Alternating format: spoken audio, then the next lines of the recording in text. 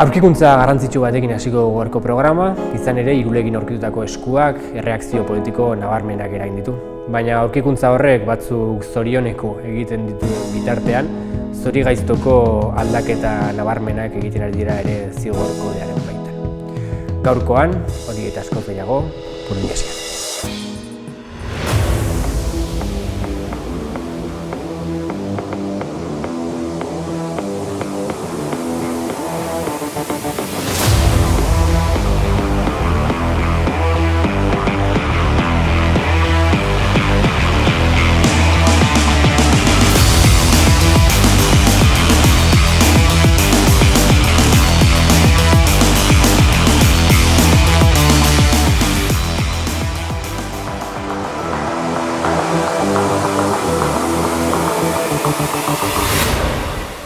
Bueno, ongi etorriak Burundesiaren programa berri batera. Gaurkoan, beti bezala martxan jarri baino lehen, lehenengo nire maikideak aurkeztuko ditut, edukatu izan behar da beste zer baino lehen, ez? Hemen nire eskubidik hasita, Ander Goiatxe, etorri. Gabon. Garatzi Navarro eta Jon Agirre. Ongi etorriak, gabon guztiei. Bueno, gaurko gaiekin hasteko, lehenbiziko notizia Irulegitik iristen zaigu. Denboraldi hontako lehenengo programan hitz egin genuen bezala, gehiago Garazi hemen zegoen programa horretan ere bai. Bertan hitz egin genuen independentismoaz, nazionalismoaz, euskararen auziaz, besteak beste. Eta gaurko lehenengo notiziak hain zuzen ere horrekin harreman sakona dauka. Irulegin aurkikuntza historikoa izan daiteken, adituen arabera behintzat historikoa izan daiteken aurkikuntza bat egin da. Eta horrek izan dituen inplikazio politikoak aztertzen hasiko gara. Astebete baino gehiago igaro da Irulegiko eskua deitu den pieza arkeologikoa aurkitu zutenetik, eta bolo-bolo dabil gaia oraindik. Arantzadi Zientzia Elkarteak Nafarroako Aranguren herriko Irulegi mendian egin zuen aurkikuntza azaroaren 18an. Brontzezko eskuak idatzirik daraman testua hizkuntza baskonikoan urain arte ikusi den zaharrena eta luzena da dirudienez. Garrantzi historiko handiko aurkikuntza horrek eztabaida handia piztu du, besteak beste, euskararekin duen harremanari buruz eta 11 motatako 11 erreakzio izan dira. Oraindik ez da ziurra Irulegiko eskuaren jatorria, esanahia eta daraman testuaren esangura zehatza, eta adituek adierazi dute ikertzen jarraitu behar dutela. Esan bezala, horra azaldu da, adituen arabera aurkikuntza historiko edo arkeologiko garrantzitsua izan daitekeela, baina programa honetan ez gara arkeologia hitz egitea etorri, sentitzen dut, ikusentzuleren bat esperantza horrekin etorri bada, sentitzen dut, baina ona politikaz hitz egitea etorri gara. Hain zuzen ere, Irulegiko esku hau edo horren berria zabaldu bezain laster, politikari ezberdinak, egin artean adibidez Arkaitz Rodriguez, sortuko egidazkaria, aterazen esaten halako aurkikuntza batek, kasu honetan bere proiektu politikoa auspotu edo indartu dezakeela. Eta hortaz hitz egingo dugu. Ze inplikazio politiko izan ditzake, benetan ze indar izan dezake halako aurkikuntza batek? Azken astean badirudi beste gairik ez dela egon hortik zehar. Nik bai esango nuke garrantzi historiko handiko aurkikuntza baten aurrean gaudela, badirudielako orain arte ezagutzen den baskoierazko inskripziorik zaharrena dela, eta baita jende askorentzako izan dezakeela, esanahi sentimental bat ere bai, edo hizkuntzarekin lotutako horrelako esanahi sentimental bat, egia da bere esanahia osorik oraindik ez dela aurkitu zein izan daitekeen, baina jada, zuk esan duzun moduan, hainbat sektoretatik, sektore nazionalistetatik, olako interpretazio interesatu eta erromantizatzaile batzuk hasi dira egiten dagoeneko, eta hor ikusten da, sektore batzuk duten behar izana identitate bat puzteko eta identitate bat auspotzeko momentu honetan agian beren proiektu politikoaren oinarrian dagoena hori baita funtsean, ez?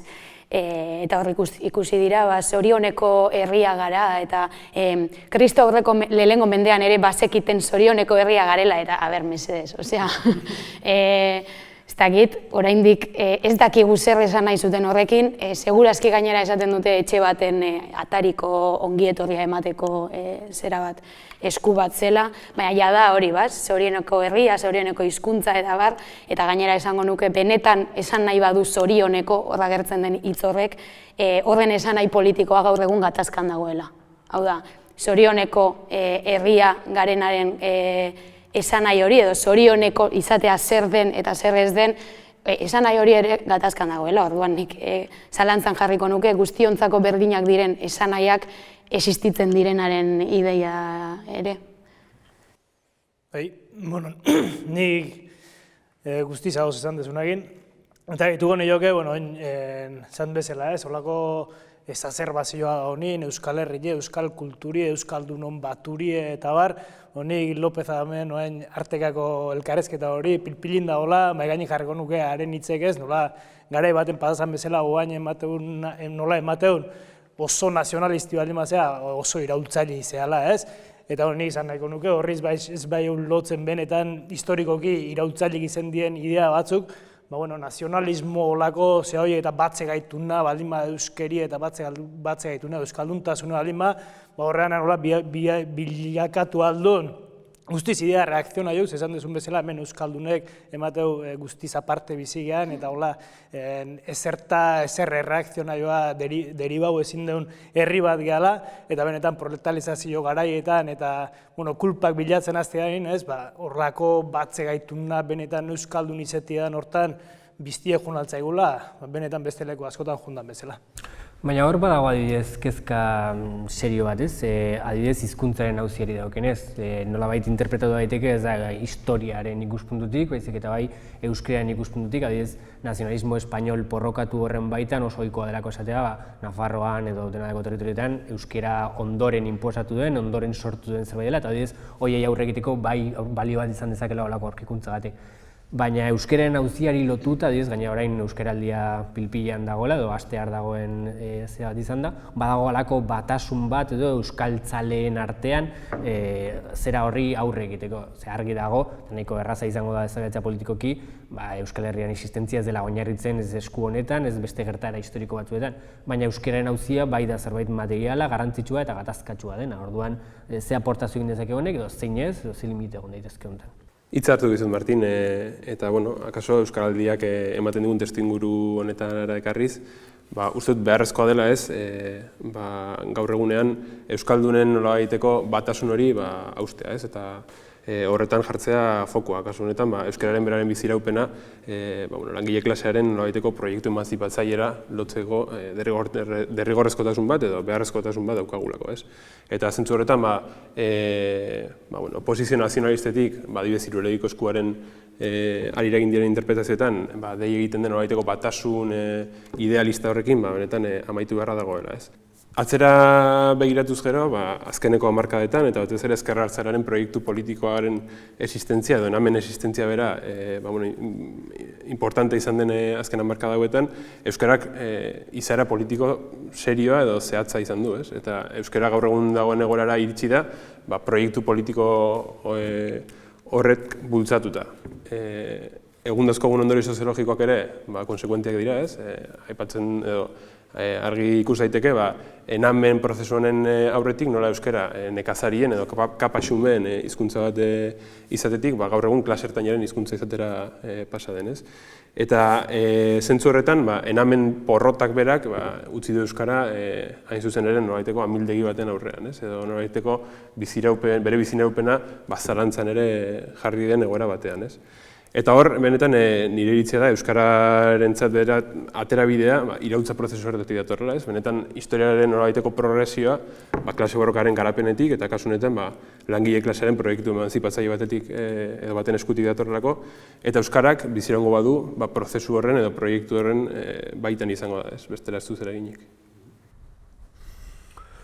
Hain zuzen hori da eztabaidagai garrantzitsuena, hau da euskararena, inplikazio garrantzitsuena korregiko ditu, bai delako errealitate bat, Goietxek esan duen bezala, euskara desagertzea errealitate bat dela edo hortarako joera errealitate bat dela, eta hori da politikoki eztabaidatzen dena. Baina eskuak, irulegiko eskuak, bai eragin ditu bestelako erreakzio batzuk edo bestelako eragin batzuk, eta hain zuen ere beste arlo horri edo hitz egiten duen beste arlo horri daukionek, ez, historikoak edo daukan halako historiaren apologia bat egiten duena, euskaldunon historiarena, aipatzen zenuen hasieran euskaldunon patuarena, hortik tiratuta gehiago dozen nolako joera izan dezake. Gero, esateko gogoarekin gelditu naiz, bai ibili gaila nazionalismoaren azkenean horrelakoetan agerian geratzen den zentzugabekeria horren inguruan eta beste aldetik ikusi dugu baita ere Espainiar nazionalismoaren erreakzioa aurkikuntza egin eta segituan jada jendea esaten hau ez da egia, hori ez da baskoiera eta bar, horrelako erreakzioak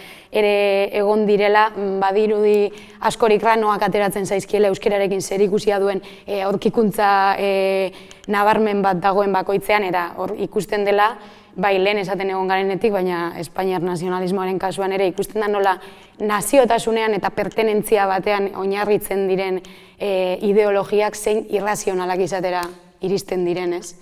Bai, akaso hor, ideia polita bota du arazik, ez? Azkenean, ez dakit, partikulariade edo esklusibidade edo forma esklusibo batean ulertuz gero, hizkuntza zalako tresna bat edo nazio-auzia bera horrela hausnartuz gero, posizio guztiz nazionalistak edo erreproduzitzen direla, eta azken finean guk geuk elementu, identitate nazional bat, borondante politiko bat guk geure egiten dugula, baina ez zentzu esklusio batean, baizik eta prozesu orokor baten badidan eta Euskal Herriko mugetatik ez araindi ere bere bidea ingo duen iraultza prozesu baten baitan ez.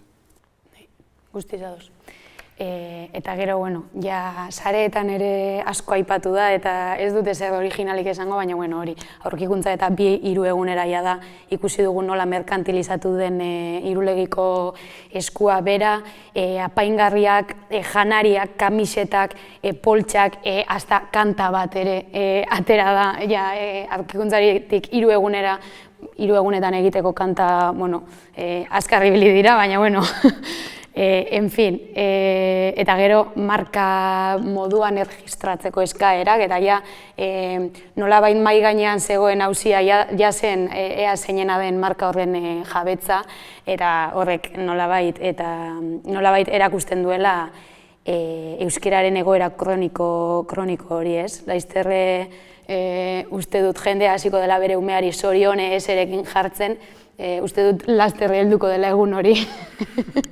Ez dakit.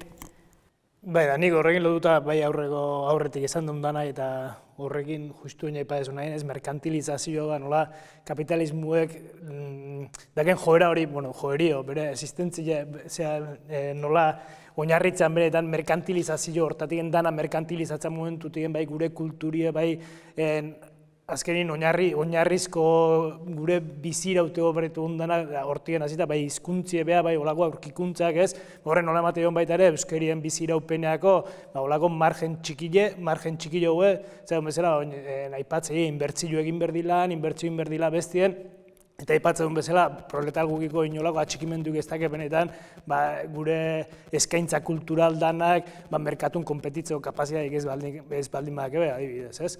Eta zer gehitzeko honekin?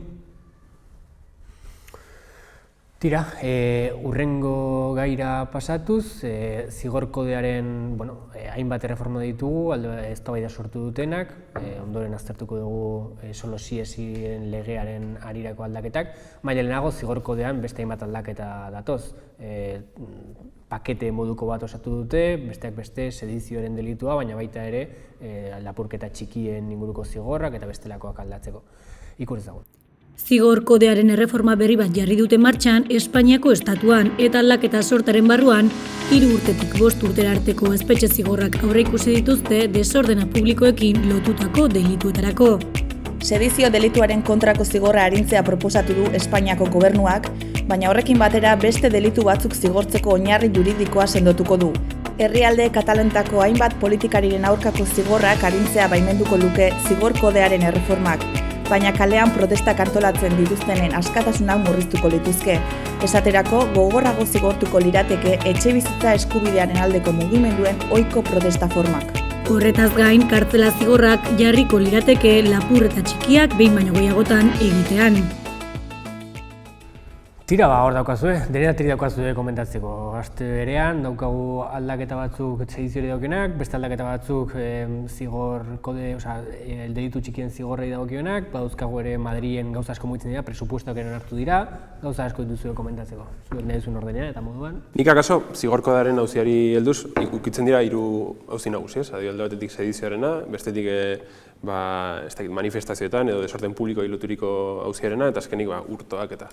Nik uste adibidez, hor RC izan dela agente importante bat, eta RCek benetan oso postura antiproletario eta nazkagarri izan duela guztienetan. Alde batetik bere interes elektoralistak bermatu ditu, Puigdemont sedizio delitu horretan, oraindik ere kartzela sartzeko aukera bermatuz, bere inputatuak hortik aldenduz, eta aldi berean baliotu du Sorekin egin duen paktu hori langileriaren kontra, edo batez ere jardun politikoaren aurka dauden delituak areta gehiago gortzeko, eta horrez gain, proletargoaren egungo desesperazio egoeran egin ditzaketen urtoak edo alakoak ere direktamente seinalatzeko. Benetan, politika guztiz nazkagarria iruditzen zait, oso oportunista eta benetan salatzeko modukoa. Nik hori, gaina da komunikabideetan zentralidade hartzuek gai batzuk hartzeko batetik enezaten bezala sartzizkizuen bitartien guztiz neurri antiproletaioek, proletarizazio gara hau eta kasik pobrie pistola bat egin burun dazkeula eskue garbitzen ditue, jartzen ditue urto txikien kontrague, protesta eskubidean amurriz ditue, oindator okupazio lege proposamen berrile, hau da, proletar gukea ditu salbokondukto txikioi da nahi, nun 100.000 bukera alatzen zen duen alkilera, ezin duen jateko natuala erosi, eta bar, zartzizkizue olako neurri batzuk, nun kasik mandarina adartza zu, dukartzela sartzen zaituela, neurri batzuk, Bai, pixka bat joera dela, gero eta bizi baldintza okerragoak ditugun honetan, horren aurrean defenditzeko ditugun baliabideak murriztea da orokorrean logika eta hori, gero eta behar izan handiagoa duenean jendeak lapurtzeko, lapurretak gehiago zigortuko ditugu. Gero eta behar handiagoa dagoenean etxekaleratzeak salatzeko, etxekaleratzen salaketangatik zigorrak errazten dituen zigor kodearen aldaketa hau dator, eta bar. Orduan, nik uste dute sarritan esan duguna, baina azpimarratu beharrekoa dela borrokarako baldintzen defentsa egiteko borrokatzea dagokigula eta besterik ez dagoela, ze honen joera okerrerakoa izango dela uste dut. Bai, nik ere, aste honetako gertakari gisa, remarkatu nahiko nuke EH Bilduk estatuko aurrekontuei eman dien babesa. Mertxe Buruak tuit bat jarri du, eta nik uste guztiz adierazgarria dela posturarena. Bilduk babesa eman die, gastu militarra 1,26 handituko duen presupuesto batzuei, Polizia Nazionalen aurrekontuak handituko dituzten presupuesto batzuei, eta azken finean estatu berra armatzeko aurrekontuak babestu ditu. Mertxe Buruak esan du, ofrecemos protección social, seguridad y tranquilidad a la gente. Eta berak aipatzen zuena da, adibidez, beraien paktuaren ondorioz, alkilerrak hurrengo urtean bakarrik 2% igoko direla. 2014tik 251 igo direnean, elikagaiak inoiz baino garestiago daudenean, bestetik pentsez kontributiboak 1,5 igoko direla. Pentsez kontributiboak 1,5 igotzea izan zen estatuaren konzesio bat, EH Bilduk duela hilabete batzuk pensio sistemaren privatizazioa onartzaren truke. Eta, akaso lehenengo gaiarekin lotuz, jartzen zuen ere bere puntuen artean, hirulegiko eskuaren induzketak eta egiteko dirua lortu dutela. Baina estatuaren inbertsio bat, pina jarriz eta zentzu horretan aipatu dugun postura nazionalista hori berriz ere erreproduzituz. Beretan, uste dut nazkagarria dela zentzu horretan, EH Bilduk estatuari guztienetan egin dion apoioa, politika antiproletarioetan izaten ari den papera, guztiz seinalatu beharrekoa eta direktamente kalean konfrontatu behar duguna. Tira, hor daude, hain zuzen ere, babes sozial hori neurri horiek nahikoa izango ez diren neurri argienak edo adibide argienak dira aipatu direnak. Bai, aipatu da lapurreta txikien zigorrak onditzerena, bai eta ere PSOE okupazioarekin erabat amaituko duen legearen bigarren zatia onartzen ari dela, edo baita ere zigor kodearen aldaketa hauetan, edozein mobilizazioetan desorden publikoak eragitegatik kartzela zigorrak 2 urtetik orakoak erortzeko aukera ere. Hori jardun politikorako nahiko arriskutsua izango da. Eta guzti hau, hasieran aipatu den bezala, RCek, sedizioaren delituaren aldaketa, negoziazio horren baitan sartzen aldaketak dira. Beraz, adi egoteko moduko aldaketak.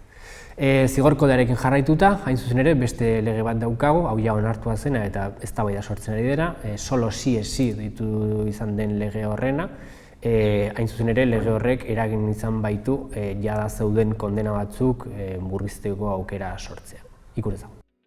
La Manada auziko epai polemiko argitara atera eta 4 urtera heldu da, soilik bai da bai deituriko lege berria Espainiako estatuan. Lege horren arabera, sexu harremanak izateko ezinbestekoa da pertsonen onespena, hori gabe sexu erasoa edo bortxaketa izango da.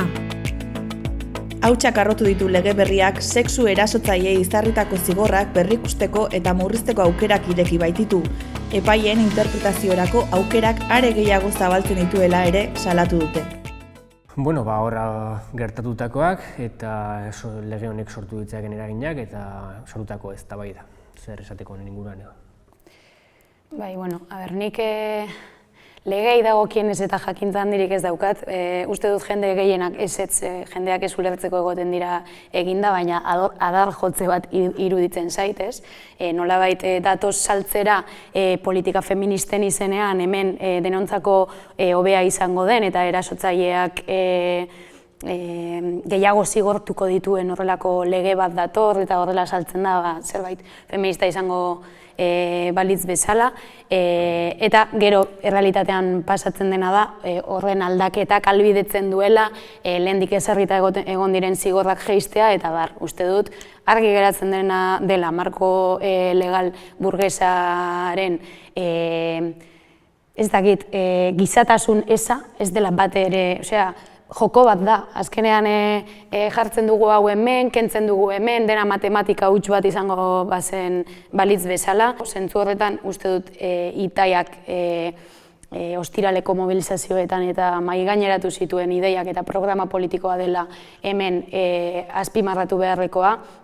Hau da, indarkeria matxistari errotik aurre egin nahi badiogu, bukatu behar dugula berau betikotzen duten instituzioak indartzen ere, instituzio hauetatik behin eta berriz egiten dena, hauxe delako, ez delako lehentasuna erasotua babestea, eta askotan aurpegi garbiketa hutsean geratzen direla, eta benetan indarkeria matxistari aurre egiteko, prozesu sozialista elikatuko duen aurre egiteko formak eta mekanismoak garatzearen beharra uste dut gero eta argiago dagoela eta horrelako berri penagarriekin agerian geratzen den zerbait dela. Hain zuzen ere, aipatu dituzu Itaiak egindako mobilizazioak eta horrekin amaituko du programa. Ostirala egindako mobilizazio horien jarraipenarekin.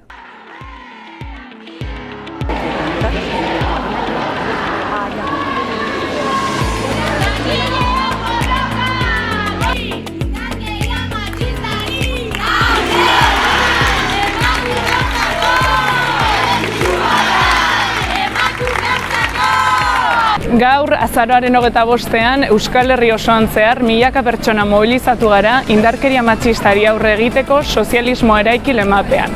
Alde batetik, mobilizazio hauen bitartez salatu nahi duguna da, indarkeria matxista kasuek gora egiten dutela eta indarkeria matxista fenomeno berriak ikusi alditugula gizartean zehar. Bestetik, gizartearen gehiengoa berdintasunaren alde lerrokatzen den arren, indarkeria matxistak bere horretan jarraitzen du. Horregatik uste dugu, zapalkuntzarekin amaitu ezean, indarkeria hori normalizatzen jarraituko duela. Instituzioek planteatzen dituzten berdintasun politikak indarkeria matxistaren gestio soileran mugatzen dira, eta euren aurpegi garbiketarako erabiltzen dituzte. Horiek ez diote aterabiderik ematen indarkeria matxistari. Horregatik, erasorik eta zapalkuntzarik existituko ez den gizarte sozialista eraikitzea beharrezkoa ikusten dugu, eta gaurdanik antolakuntza politikorako deia egiten dugu. Emakume langileon baldintza sozial eta materialak borrokatu eta erasotzaile orori aurre egiteko. Horra Itaiako kideek egindako lana, txalogarria benetan, eta oraingoen honekin amaiera emango dio programari, eskerrik asko horregoteagatik eta eskerrik asko mahaikide guztiei.